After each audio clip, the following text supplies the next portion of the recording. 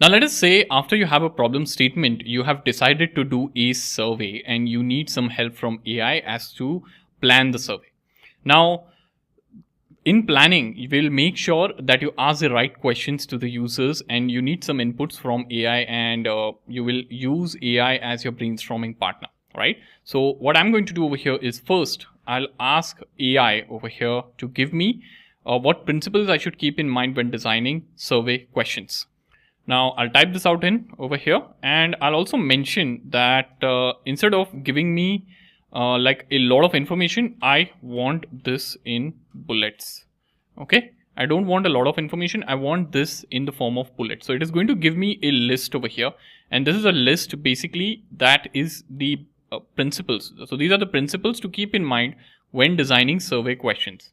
Okay, so you can see over here clarity, neutrality. So you should not add or have leading or loaded questions. What do you mean by leading? You should not ask users as in how wonderful has your experience been with the checkout flow. So what is the problem over here in this question? Problem is you're already assuming that the checkout flow is wonderful, right? How wonderful. So you should not use leading questions or loaded questions. You should have relevance, brevity, one at a time. Okay, avoid double-barreled questions, balanced question, consistency, accessibility, anonymity, logical flow, test and refine.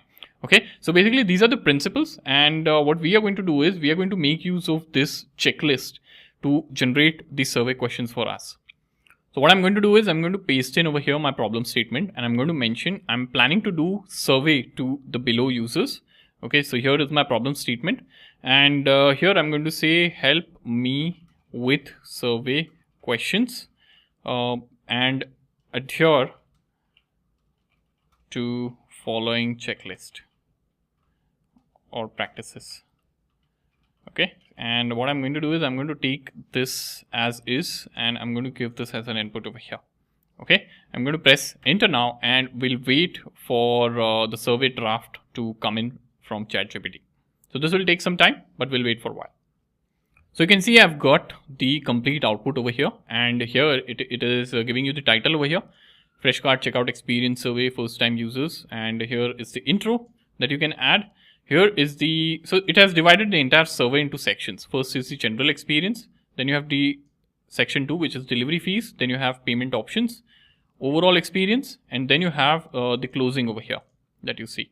Okay, and here you can see like different questions and the options as well. So you've got the entire form over here, or the entire survey being created over here. Now what you can do is if you want to iterate on certain aspects, okay, so for example, if I want to iterate on I want to iterate on the certain aspects of delivery charges over here or delivery fees over here, so I can give a follow-up prompt that hey, in section 2 this thing is not proper, maybe you should add this information as well. So it is going to revamp this entire thing and is going to rewrite this entire thing for you. Okay, but now you have a decent first cut for the survey that you should be doing, and it is following the best practices. You can see over here. Okay, and it is not it is following the best practices. It has mentioned over here, so you can see over here clarity, brevity, simple and short questions, no blaming language like too expensive, bad design.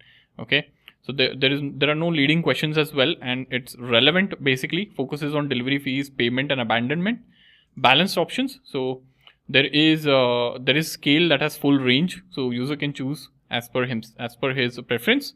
And then there is a logical flow, so it starts broad, goes narrow to delivery, payment and overall, and then future intent. And then this is plain English, avoids jargons, and no personal data is required over here. So anonymity is also important, and it's your call basically that you can have if you want to keep the survey anonymous or no, but anonymous basically would give you more responses is what I believe. Okay, so this is the survey, and yes, you can anytime follow up and refine this with the help of AI, and you can also do a sample run. So you can say over here, pretend that you are actual user filling survey,